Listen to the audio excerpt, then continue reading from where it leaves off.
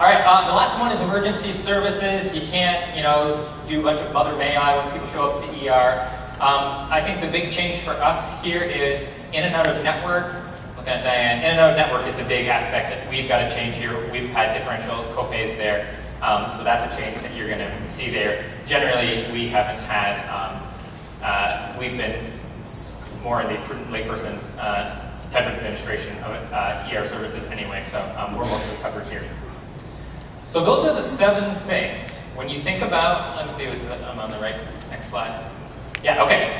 So when you think about, those are 7 things that have to happen. There's a couple of things around appeals, that sort of thing we can talk about too, but we're mostly in compliance on things. There was so let me actually go to the bottom. If you look at the second, whatever that little arrow looking thing is, the first bullet is, there's a couple other requirements around primary care physicians for kids and for women's services. We're already compliant with that, so there's no change there. That's in the law, but we're already doing, so we're not taking any action there.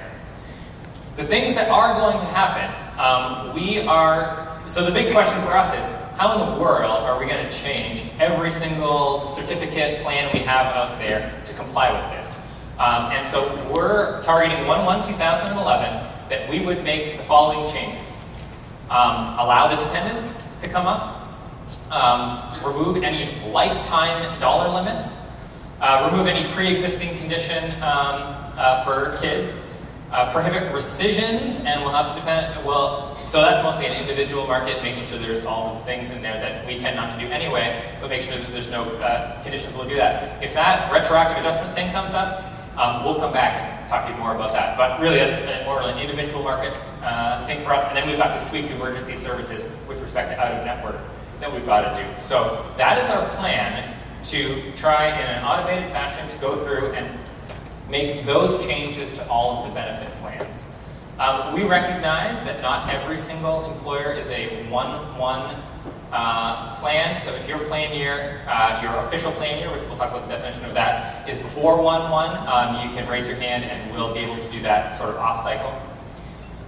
The things we're not going to take action are preventive and annual limits. I don't think we have enough information at this point to say, yes, we've got enough time to figure out between now and then to get all of those done for 1/1. We generally think that most of our preventative services that you sponsor and that we sponsor are largely compliant. I wouldn't say they're perfectly compliant, but it's not like, we only cover a very small, one type of preventative service. We have a very large range because we believe in preventive services. So I don't think that there's a huge compliance risk, but we will not be implementing, we don't have plans at this point to implement 1/1 for that. Those will have to come, and when we figure out when that's going to happen, we'll let you know on those two. Getting back to the money thing, the things that cost money generally are removing annual limits, removing cost sharing on preventative services, and adding kids to policies. Those are the 3 that tend to cost money. The other ones do cost money, but it's generally a very small adjustment to the rate, so to speak. So the one you should be, the one you should be thinking about is the one that's going to hit, I guess, in the more immediate future is the adding the kids to the policy. Let's see, I forget what I said next. Okay, grandfathering. So grandfathering, I think as Justine pointed out, it's a little bit, it seems like a good idea. So grandfathering, I'll go back to the debate. Grandfathering was supposed to be the delivery mechanism for the president saying, if you have the coverage you want, or if you like the coverage you have, you can keep it. That was the statement. So they put this grandfathering provision in it. The way I read the actual grandfathering provision, it says, you can have the coverage that you want, but you have to change it for all the things that the 7 things that we just talked about, for the most part. And if you do any things that you normally do to adjust your benefits from year to year and make changes, you're going to lose grandfathering, so forget it anyway. So if you like the coverage you have and you want to keep it, you got to change it, and you're going to have to change it soon anyway because we want everybody to sort of roll into the new universe. That's how tight I think they've written the regulation. And so it's going to be hard to maintain grandfathering status. The immediate benefits, or exemptions, I guess you get from being a grandfathered plan is you don't have to do the preventative services thing.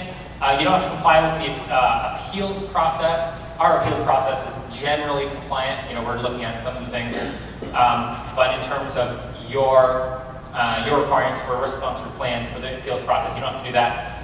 The one other thing you get to do as a grandfathered plan until 2014, those dependent kids, if you can figure out that they've got employer-sponsored insurance, that's ESI on the chart, if they've got employer-sponsored, an offer of employer-sponsored health care themselves, you do not have to put them on your plan. So that's interesting. It's only until 2014. It's only for grandfathered plan. It helps. Then you got to figure out how you're going to prove and what hoops you're going to make your employees jump through to say, does your dependent child of your employee actually have other coverage elsewhere? That's a bit of a trick that we can talk about too. Anyway, so where it comes down on grandfathering, every plan sponsor has to make a choice about whether they're grandfathering. If they want to maintain grandfathering status, there's a kind of giant amount of record keeping, notification to the participants of the plan, notification to the federal government, and reporting activities associated with that. So we are looking at, is sort of the juice worth the squeeze. If grandfather is going to turn over next year anyway, because everyone's going to change their plan to do the normal things they do, adjust co-pays, change employee contributions, that's another thing that loses grandfather status, that you all do every year anyway, is the juice worth the squeeze to try and maintain grandfathering and do all the work of record keeping. That's where we're at. And the things that you get out of, they aren't, like I said, the juice might not be worth the squeeze there. That's sort of where we're at on our thinking on grandfathering, and that's a discussion we'll have to continue to have. Ultimately, each plan sponsor does have to make that choice themselves.